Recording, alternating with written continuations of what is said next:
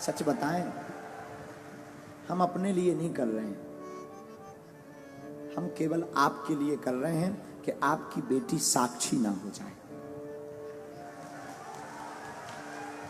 हम इसलिए कर रहे हैं कि अब हमारे मंदिरों पर सोमनाथ जैसा कभी दोबारा हमला ना हो। हम इसलिए कर रहे हैं कि तुम्हारे बच्चे, तुम्हारे जीते जी उन माँ बाप से पूछना जिनके बच्चे घर छोड़कर दूसरे मजहब में चले गए, जिनकी बेटियां घर से भाग गईं, कश्मीरी पंडितों को भगा दिया।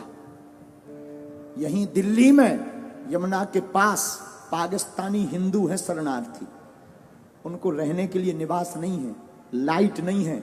उनके पास जब जाओ और पूछो कि वहां पाकिस्तान में क्या हाल था, उनकी बेटियों को, छोटी छोटी बच्चियों को उठा लिया गया, 13-13 साल की बच्ची को उठा ले गए।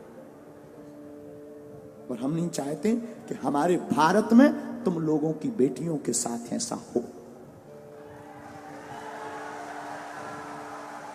सिर्फ हिंदुत्व की बात और सनातन की बात हम इसलिए बोलते हैं।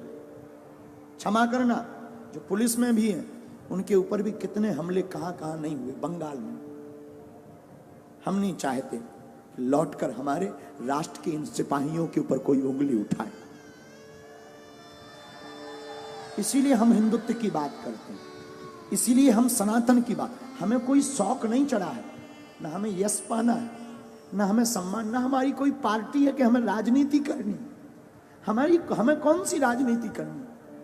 हम तो तुम्हारे लिए बोल रहे, तुम्हारी आने वाली पीढ़ी के लिए बोल रहे, तुम्हारे लिए जी रहे। वरना हमारा दरबार अच्छा खासा चल रहा है, दरबार में कोई कमी नहीं। हम तो प्रोफेशनली लाइफ जी लेंगे, ज्यादा परेशान होंगे, प्रोफेशनली लाइफ जी लेंगे, अपना दरबार लगाएंगे, बस अपने आराम से रहेंगे, न लेने माधव का न देना माधव का। लेकिन क्या इससे राष्ट्र का भला होगा? नहीं होगा। हम तुम्हारे लिए जी रहे हैं। इस वीडियो को जरूर तुमसे प्रार्थना है कि तुम्हारे अंदर अगर जमीर है, जागो। हम ये नहीं कहते तुम सपोर्ट करो हमारा, तुम्हें जहां जो करना वो करो, लेकिन हां, बात जब सनातन की आ जाए तो प्लीज चुप मत बैठना।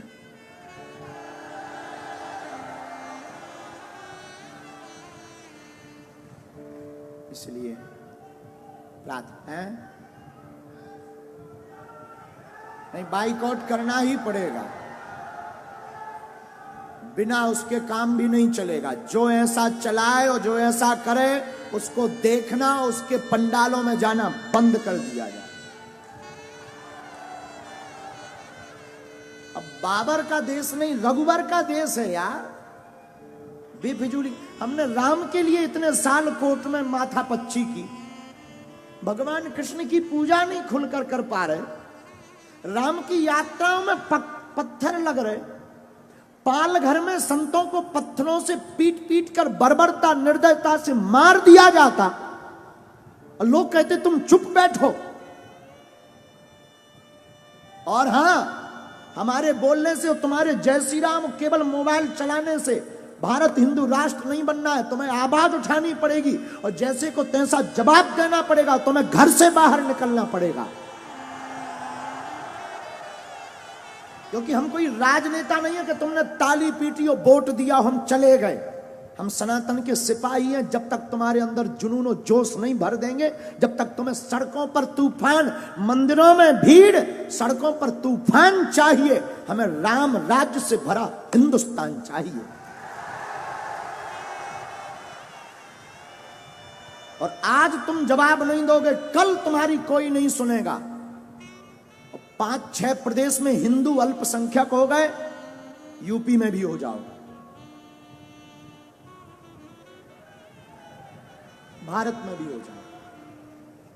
तो अगर नहीं ऐसा चाहते हो तो आओ, चाहते हो तो ठीक है, तुम्हारी इच्छा, हम तो बोल सकते हैं।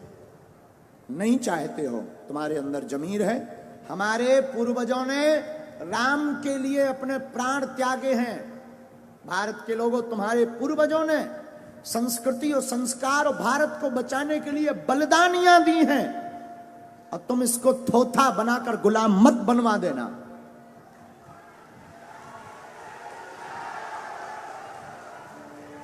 दूसरी बात, भारत में 80% सनातन हिंदू रहता है, 20% अन्य मजहब के, और 20% जब अन्य मजहब के हैं और तुम्हारा ये हाल है कि तुम अपनी बात नहीं बोल पा रहे।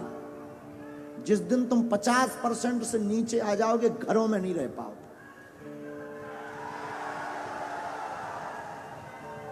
और कोई भड़काऊ बात नहीं है, बहुत ही जगाने वाली बात हो। इसके बाद अगर किसी को बुरा लगे तो क्षमा करना।